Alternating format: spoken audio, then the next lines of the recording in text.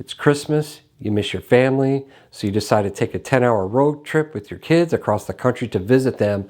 And when you get there, you realize you've made a huge mistake and you want to go home.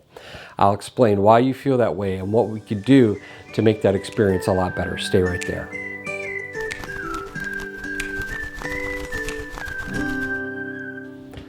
So you did it. You did the 10 hours, you stopped at Buc-ee's, you get to mom and dad's, you open the door, and it's the same old thing. And you want to leave because it's like, I don't want to do this again.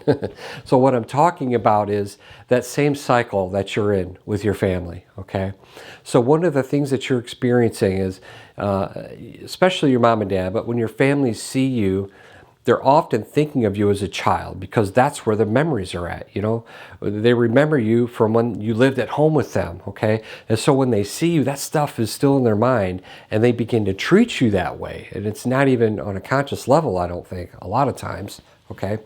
But since you moved out and went to college and got married and had all these life experiences, you're a different person now, all right? So that's where that frustration is at. That's where that cycle is. You want to stop that. So I'm going to give you a couple things that I think about when I'm, talking about this thing called differentiation. Murray Bowen came up with that term, and basically that means that eventually you need to become your own person. It's aside from the way that you were raised. So when you're raised, your mom and dad teach you what they believe about religion and politics and culture and all these different things. But as you grow and you have life experiences, you begin to become your own person and you have your own ideas about that stuff, all right?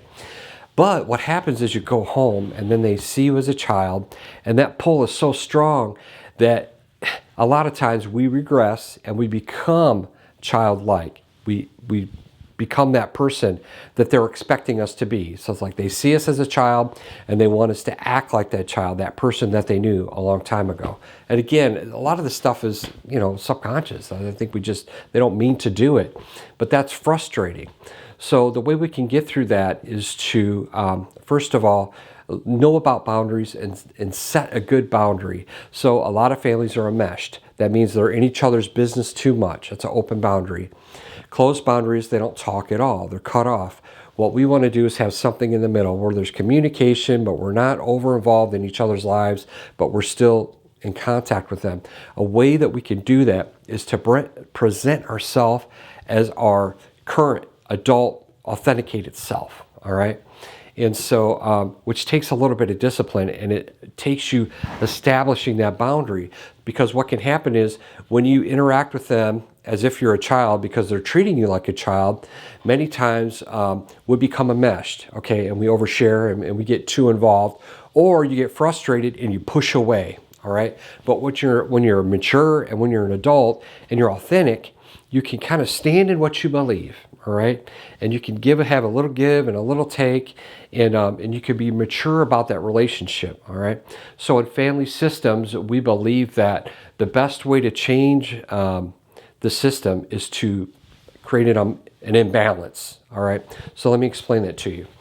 We believe that families and relationships, they seek balance. They want to be the same. We call it homeostasis, all right? An example is in grade school, you saw the solar system and they're all hanging by the strings and it's all in balance, all right? Well, if you remove one of those planets from that mobile, it goes into tilt. Everything changes. Your family's the same way. If you start acting like an adult and you change, that forces everything in your system to change. They have to adapt. An example is my friend picks me up at 8 o'clock every morning. I get in the car, buckle my seatbelt, I have my briefcase, we get coffee, we go to work. That's our pattern, all right? So the next day, this person makes a change. They show up on their motorcycle. All right, I'm not using the seatbelt now. I have to change. I have to wear a helmet. I can't take a briefcase now. I need to wear a backpack. That's change, right? We're not going to get coffee, at least you shouldn't, on a motorcycle, all right, through the drive-through. So that's another change. So that one change that your friend made when you were carpooling from going in a car to a motorcycle, man, there was a lot of ramifications in that, all right? It's the same in our relationships, all right? So when we change, the family has to change. And here's the good part. When you change for the better, since they want to seek homeostasis and balance, they're going to come up too, right? Okay, so, but it's going to take time and patience, all right? And it's going to take some mindfulness. You're going to have to really be aware when you show up around your family, and if this pattern is something that you're dealing with, you're going to have to, again, be mindful and steadfast and be consistent in being your authentic adult self. And over time, they'll begin to change and adapt. At first, they're going to be frustrated because it's like, oh, who is this person? And why are they being so weird and different? And why are they being so confrontational? And it's not even confrontation. You're just finally being your true self around them, all right? But if you don't get emotional about it or overly aggressive, you just be who you are. Over time, they're going to adapt, and your family system is going to be a lot healthier.